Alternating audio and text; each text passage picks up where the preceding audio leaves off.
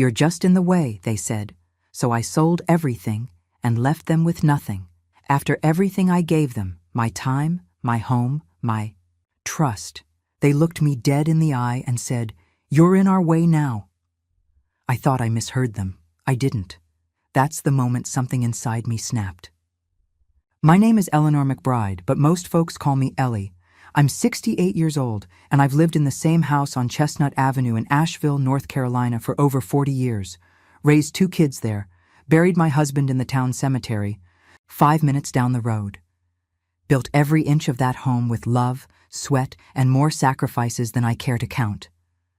When Jack passed 10 years ago, I thought the hardest days were behind me. But I was wrong. The real betrayal didn't come from life. It came from family. It started when my son, Greg, and his wife, Chelsea, moved back in with me temporarily after Greg lost his job in Charlotte. They had 2 kids, Aiden and Lily, and I opened my arms and home without hesitation. I even remodeled the back room to give them their own space. Then my daughter, Rachel, who I thought would always be my lifeline, started acting distant, cold. She'd stop by less and less, and when she did, there was always some little jab about my age, my memory, the way I shouldn't be living alone. But it was one rainy Saturday morning that changed everything. I had just finished making pancakes when I overheard Greg and Chelsea talking in the hallway. "She's slowing down. She forgets things. She's in the way. We need space to build our life." Well, once the deed's in our name, we can talk about the remodel. The deed. My name was still on that deed. They hadn't asked. They just assumed I'd eventually fade into the wallpaper. I didn't say anything right away. I sat with it, let it burn quietly, let it carve something fierce into the walls of my chest. I raised Greg. I held his hand through every scraped knee and late-night stomach ache. And now he was plotting to erase me from my own home? But I wasn't ready to be erased. What they didn't know, what they never asked, was that after Jack died, I had quietly paid off the rest of the mortgage and tucked away the full property deed in my safe deposit box. Alone, with no shared access. Just my name, only mine. I'd been underestimated for too long. They forgot who this house really belonged to, and I was done being in the way. By the end of that week, I'd already made the call. The thing about living past 60 is, people stop seeing you. They see gray hair, a slower step, and they assume you're harmless. Done. Background noise. What they forget is that women like me have decades of practice staying quiet while doing everything. So I stayed quiet, but I moved. The first thing I did was visit the bank. My safe deposit box hadn't been opened in years, but there it was, just as I left it, the original deed notarized in my name alone. No joint ownership, no revisions, no room for confusion. Next, I walked across the street to the law office of Samuel Boone, my late husband's friend and as sharp as a tack. Real estate lawyer. He raised his eyebrows when I told him I wanted to sell the house. "Ellie, that's the place Jack built. You sure about this?" "They think I'm in their way, Sam. They want me gone, so I'll do just that and take the house with me." He let out a low whistle. "You're one cold glass of iced tea." I smiled. Not cold, just done. We set up everything privately, confidential listing, cash-only sale, expedited process. Sam pulled some strings to keep the paperwork quiet until the ink was dry. I didn't want Greg or Chelsea catching wind. Not yet. Back home, I continued playing the role. Doting grandma, slow-moving mom, harmless widow. Greg complained about the leaky faucet. I fixed it before he woke up. Chelsea left her dishes. I cleaned them without a word. But behind closed doors, I was emailing realtors and signing contracts. One night, Greg asked me why I hadn't renewed the home insurance yet. I told him I forgot. He sighed. "You really should let us take over. The finances, Mom, for your sake. I looked at him, dead in the eye, and smiled. Maybe you're right. He thought he won something that night. He didn't realize it was the calm before the storm. Rachel, meanwhile, hadn't visited in weeks. I wasn't surprised. I think she figured if Greg got the house, she'd inherit the savings. Either way, I'd become an afterthought in both of their stories. I was tired of being a chapter they skimmed through. 2 weeks later, the house was under offer. A family from Wilmington, young couple, pregnant with their second baby. When I met them privately with the realtor, I saw in their eyes what I hadn't seen in my own children in years: respect. They called me ma'am. They asked about the fireplace Jack installed with his bare hands. They cared. I accepted their offer. The closing date was set. 30 days. I started packing the attic first. The old photo albums, Jack's tool set, the quilt my mother stitched during the war. None of it would stay. One afternoon, while Greg was watching TV, I walked past him carrying a box of books. "What's all this?" he asked. "Just decluttering," I said. "You know how old folks get." He chuckled. "You're nesting for a retirement home already?" I laughed right back. "Maybe I am." He never asked another question. Chelsea started rearranging the living room like it was already hers. She moved my antique chair into the basement and brought in some gaudy white couch she'd found on Facebook Marketplace. "They say white. Furniture makes the space feel more modern," she said, snapping photos for some home aesthetic blog she ran. I smiled and nodded. "You should enjoy it while you can." It went right over her head, but every moment added fuel to the fire. I wasn't just selling a house. I was reclaiming my dignity, one quiet step at a time. And soon, they'd know exactly who they'd been pushing out of the way. It was a Sunday morning, the kind Jack used to love, lazy, quiet, with coffee brewing and sunlight creeping in through the kitchen blinds. Greg and Chelsea were still asleep. The kids were glued to their tablets on the couch. I'd made my decision. The night before, I printed 2 letters, identical in content, different in tone. One for Greg, one for Rachel, tucked neatly into cream-colored envelopes, heavy paper, the kind you use when you're serious. Greg's envelope I placed on the kitchen table, right under the salt shaker. I knew he wouldn't miss it. Chelsea always made him eat breakfast first, before doing anything else. Rachel's I dropped off at her front porch on the way to the post. Then I waited. I went out for a walk, 4 miles. I let the mountain air clear my head and tried to keep my emotions flat, like water before a storm. My knees ached by the 3rd mile, but I kept walking. When I got back, Greg was sitting at the Rayo kitchen table, holding the letter like it had personally insulted him. Chelsea stood nearby, arms crossed, like she was trying to make sense of it, but couldn't. "You're selling the house?" Greg's voice cracked, not with sadness, but confusion. Offense.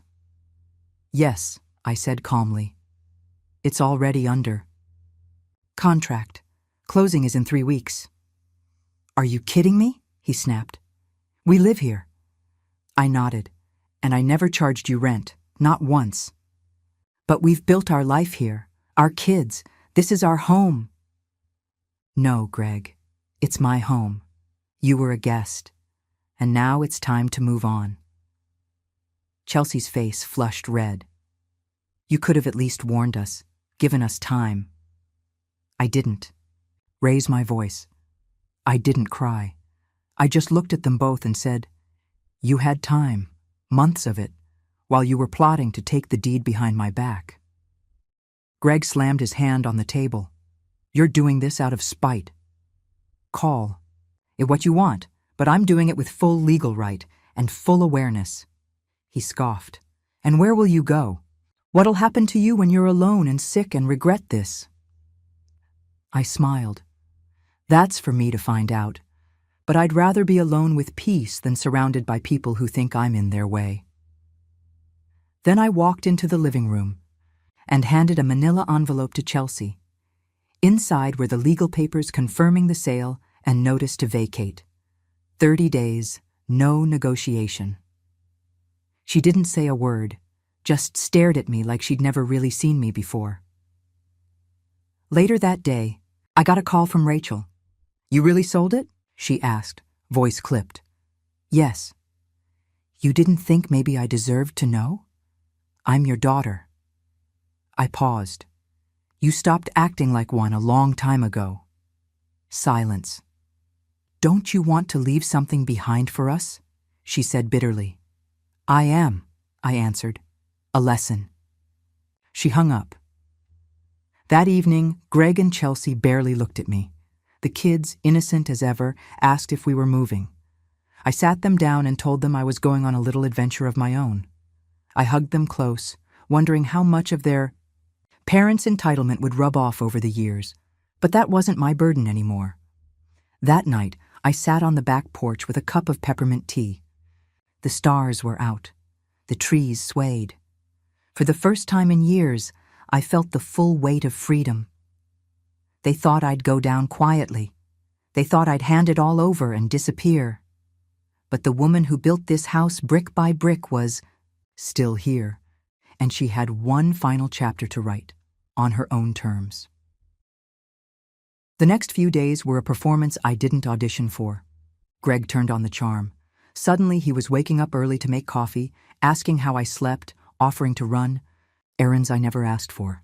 Chelsea made a casserole and set the table like we were some kind of picture-perfect family from a Hallmark special. I wasn't fooled. They were scared. And nothing shows someone's true face like fear of losing what they think they're entitled. So Greg sat down across from me on the third evening after the notice.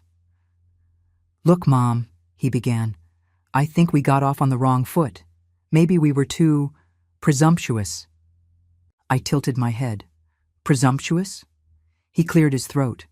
"Okay, maybe we just assumed that someday the house would be ours. I mean, Rachel doesn't have kids. You know we'd take care of it." "Take care of it, or take it over?" I asked calmly. His jaw clenched, but he forced a smile. "We love you. The kids love you. This has always been your home, but it's our home now, too. We can figure something out."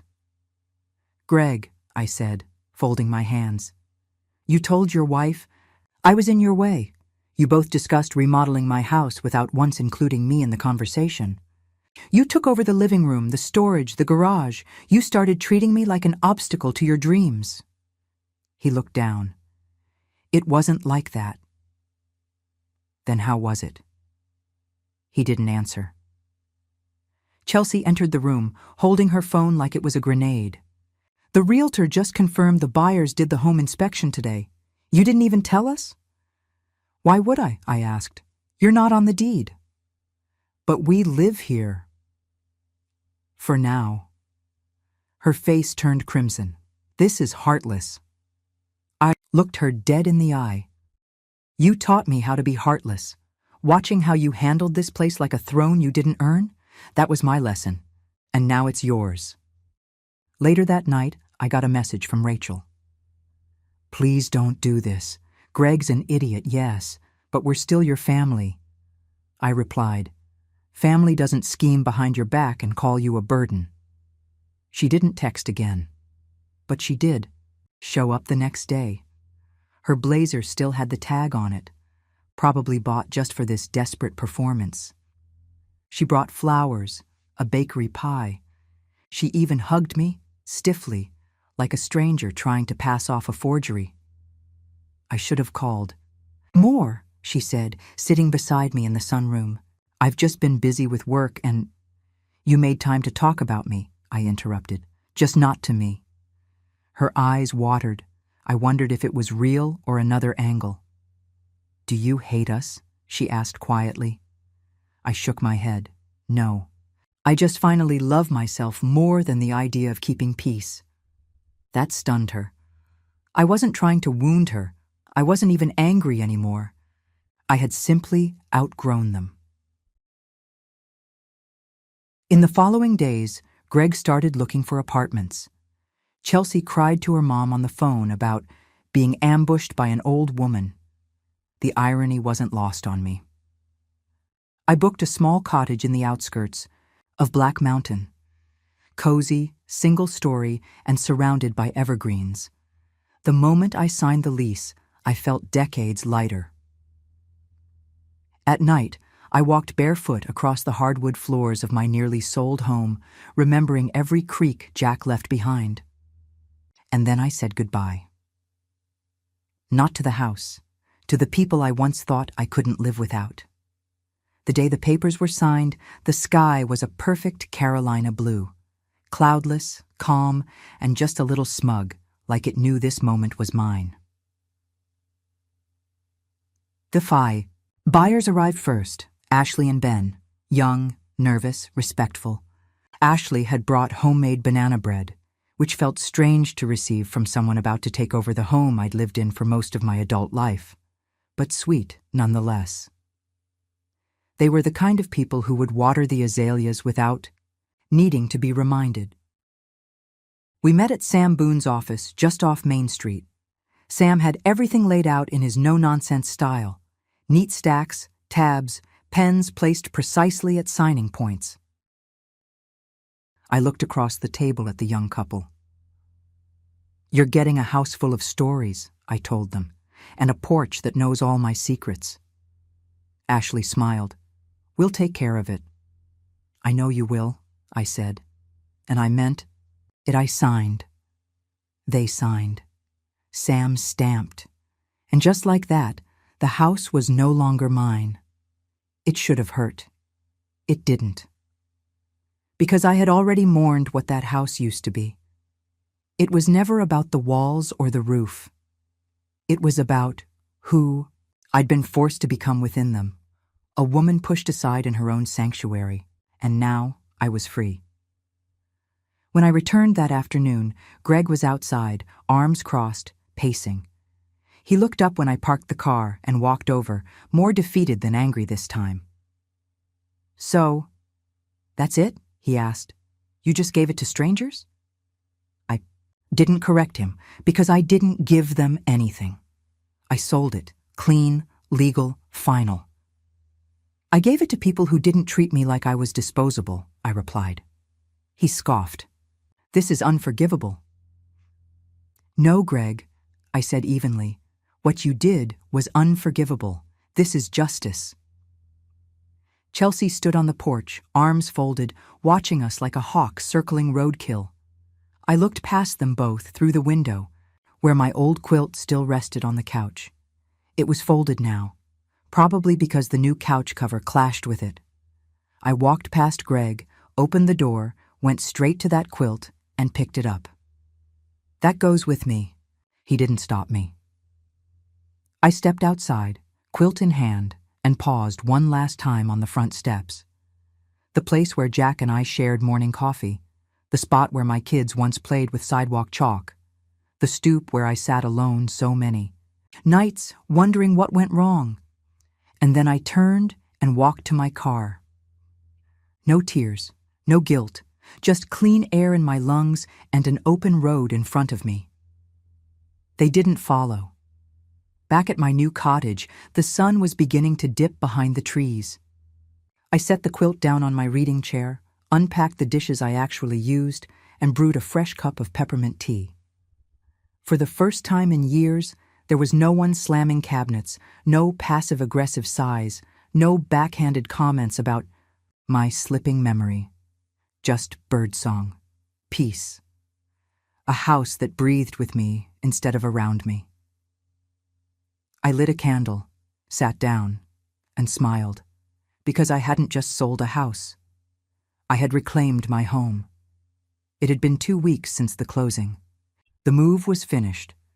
My new place in Black Mountain felt like a quiet breath I didn't know I'd been holding for years. The cottage was small, just 2 bedrooms, one for me and one for company I didn't expect to have often. The air smelled like pine and something clean, unbothered. I was planting herbs on the back porch when I heard tires on gravel. I knew that sound. Greg's truck.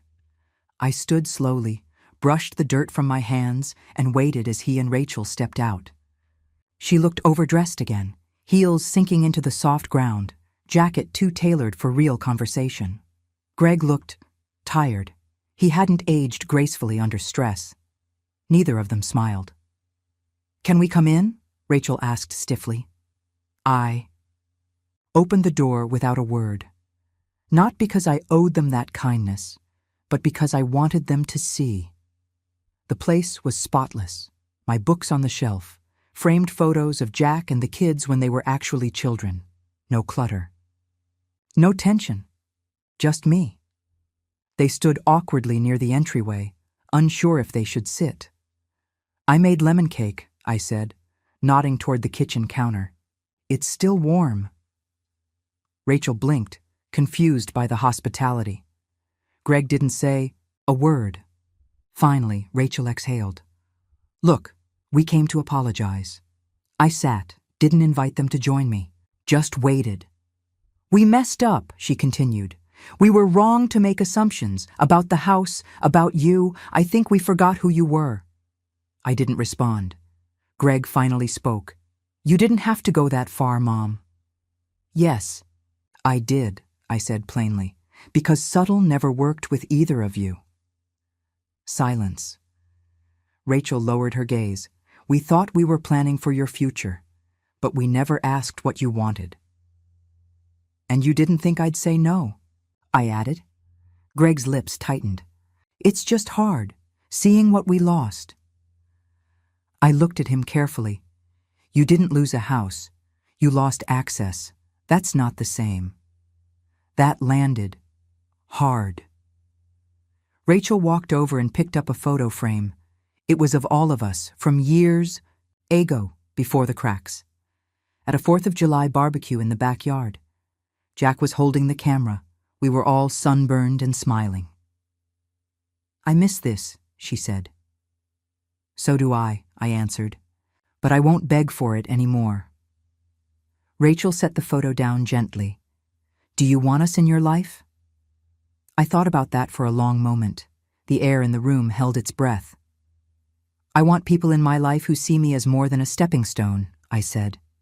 "If that's who you want to be, the door's open.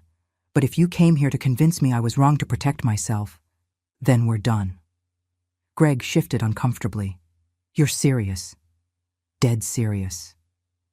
He looked around the room, again, as if trying to make sense of this version of me, the one he never expected to stand her ground. "Then I guess we'll go," he said after a pause. I nodded. "You take care." Rachel lingered at the door, eyes glossy. "I'll call," she said quietly. "Only if it's honest," I replied, and then they left. The gravel crunched under their tires. The birds kept chirping. Nothing in the world collapsed. I sat back down on the porch. The rosemary I had just planted caught a breeze and brushed my arm like a whisper. I was still standing, still whole, and finally, at peace. Some mornings, I wake up before the birds. I sit in my sunlit kitchen, hands curled around a warm mug, and breathe in silence like it's holy.